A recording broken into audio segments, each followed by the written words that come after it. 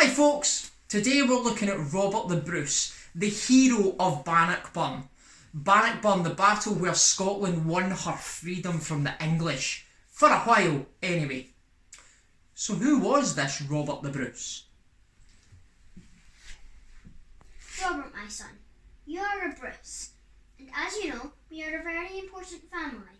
We own large parts of Scotland, and one day you'll grow up to be king of this land. But Dad, how can I be king when you're not king? Stop asking difficult questions. One day we'll get what's rightfully ours and you'll have a crown on your head. The Bruce family did have a loose connection to the throne.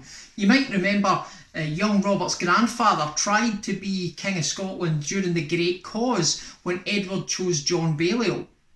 And his father, Bruce's father, worked hard to make the Bruce dynasty more powerful. He became really pally with the King of England, Edward I, this ruthless king, as shown in this clip from the big budget Netflix film The Outlaw King.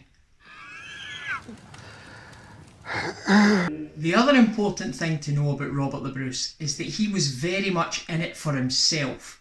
He was not doing this for Scotland or the Scottish people, and he changed sides more than once. Yes, there's evidence that he supported Wallace who never changed sides, when Wallace had his uprising in 1297. But we also know that Bruce swore an allegiance to Edward, the King of England, as shown in the film. It's 1306 and things start to get exciting. Bruce has changed sides a few times and Edward knows this and he doesn't trust him. The Scottish people don't like him either. And Bruce decides he wants to meet his rival, his great rival, but also his cousin, John Comyn, known as the Red Comyn because he's ginger hair, and he meets him in a church in Dumfries. But these two had been guardians of Scotland together when they were both on Edward's side, and then they fell out. These two men clearly don't like each other.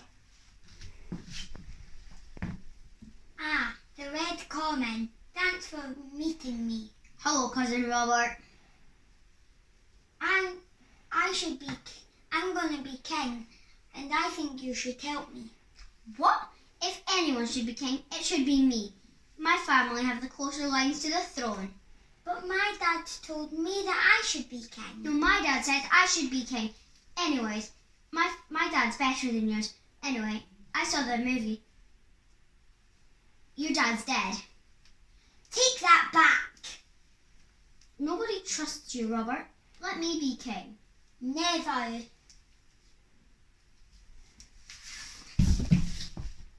Uh-oh. So Comyn is dead and Bruce killed him. On holy ground.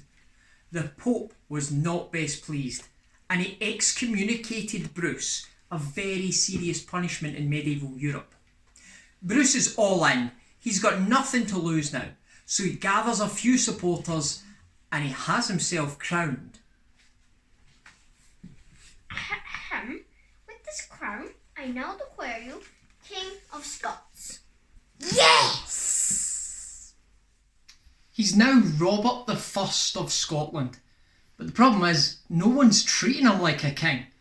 The people of Scotland can't support him.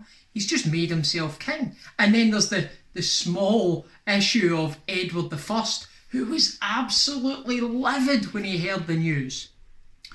Edward I sends an army to capture Robert, and they very nearly did. Bruce was now on the run.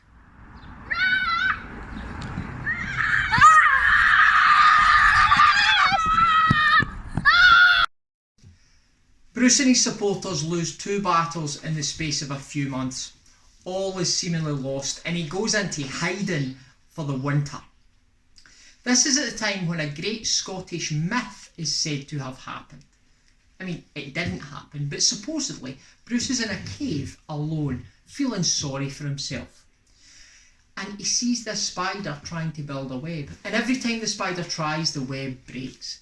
The spider, wee determined spider, keeps on going, and it supposedly inspires Bruce to never give up.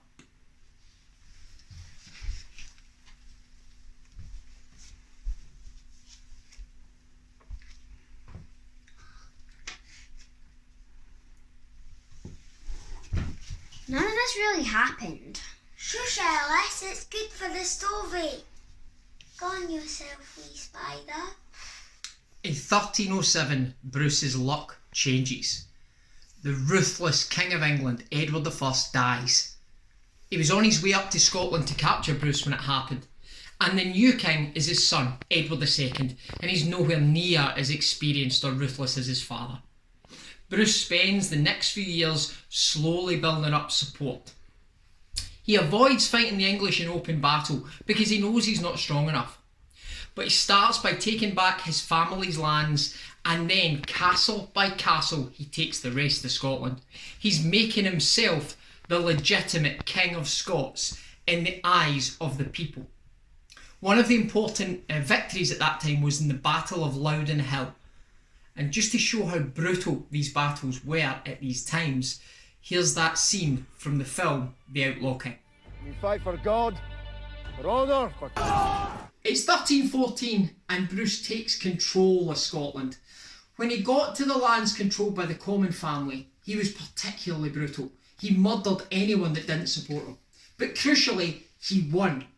He could now say he was the King of Scots. There was just one massive problem left.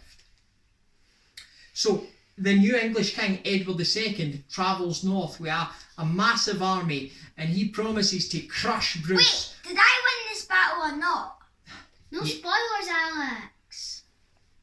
Don't worry, Robert. You win that battle. Take a bow, guys. Thanks, folks. Bye.